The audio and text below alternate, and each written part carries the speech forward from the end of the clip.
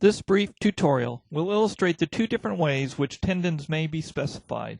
One, as only a load, and two, as a load with element properties.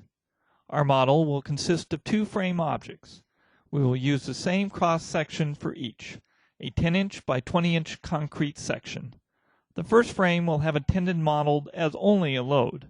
The second frame will have a tendon modeled as an element, and both tendons will have an area of 1 square inch. Initially, no losses will be included.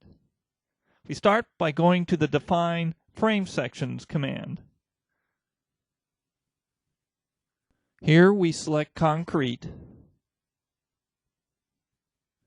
and click on the rectangular button.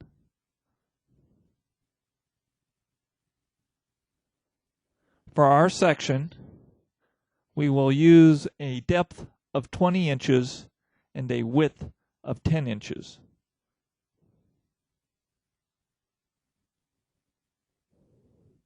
Next, we will draw the frame objects.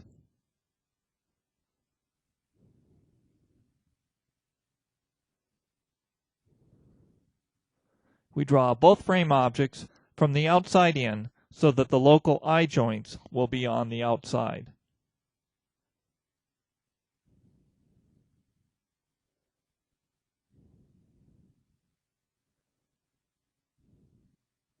Next, we select the outside joints and assign a roller support.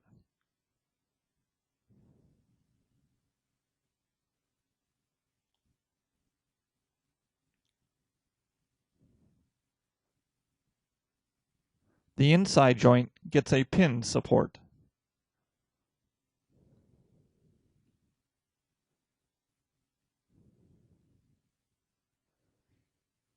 Now we will define a load case for the tendon load.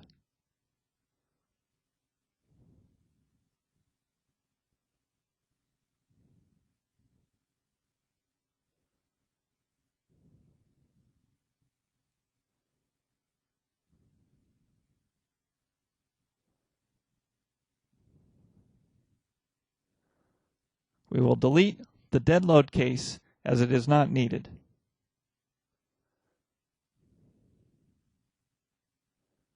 Next, we will define our tendons. We will add two new tendons.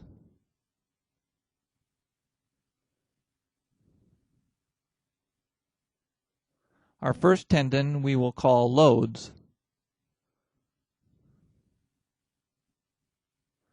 and it will be modeled as a load only. We can specify tendons by diameter or area, and in this case we will use an area of 1 inch square.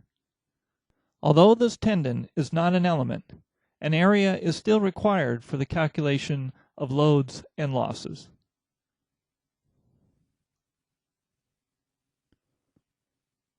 Our second tendon will be called elements, and it will be modeled as an element. And it will also have an area of 1 inch square.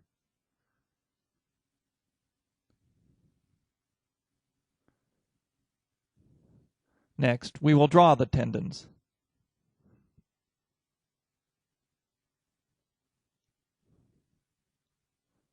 The span on the left will get the loads tendon.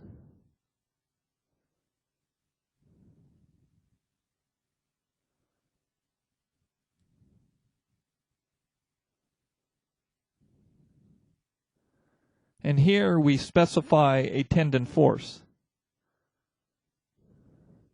We will jack from the eye end, and loads may be specified either as a force or stress, and hence why you need an area to be defined. Here we will specify a force of 10 kips. For this particular model, we will set all the loss parameters equal to 0.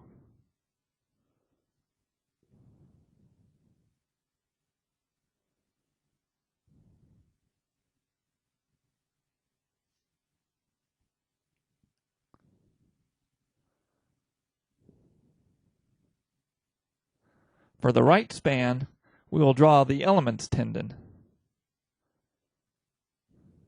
We draw the tendons in the same direction as the frame objects.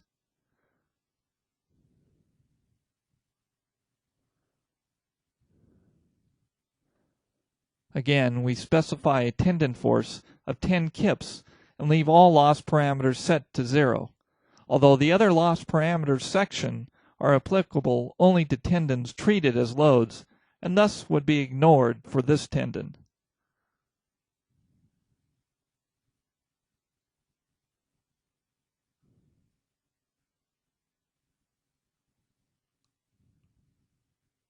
We are now ready to run the analysis.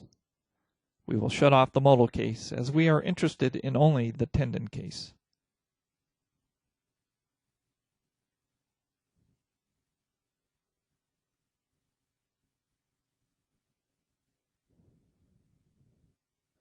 A right-click on the far left joint shows a displacement of 0.00139 inches in the X direction.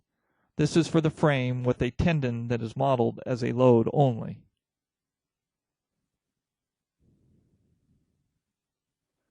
The joint on the far right moves in the minus X direction 0.00133 inches.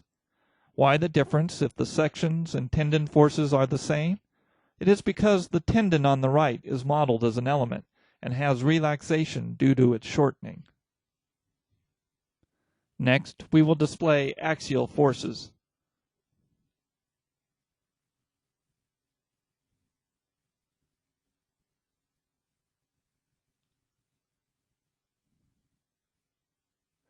A right-click on the frame object on the left shows that the entire 10 kips of tendon force is being carried as a compression force in the frame object. The force in the tendon element on the right is only 9.613 kips due to relaxation.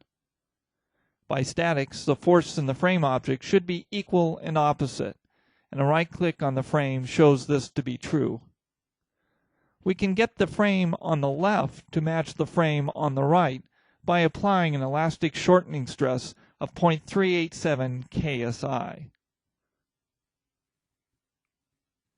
We do this by first unlocking the model and then selecting the tendon on the left and deleting it.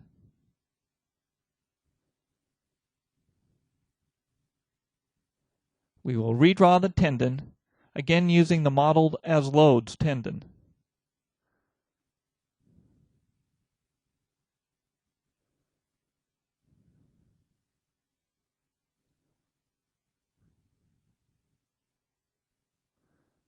And will apply the same 10 kip force.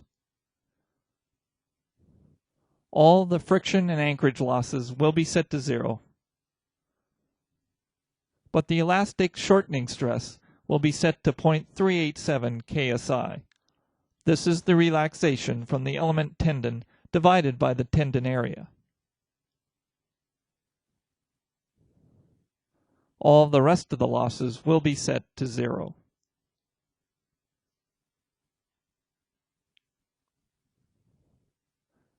We leave the draw mode and rerun the analysis.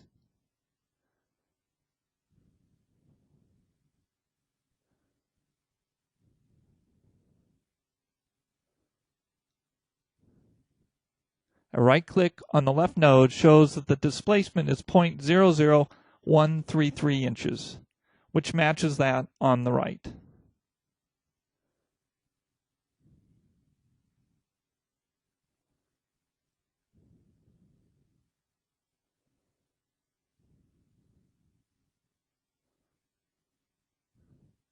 The axial forces are also the same now at 9.613 kips on both sides.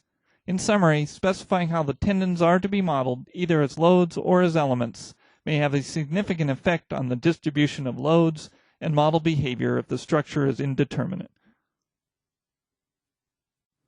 This concludes this tutorial.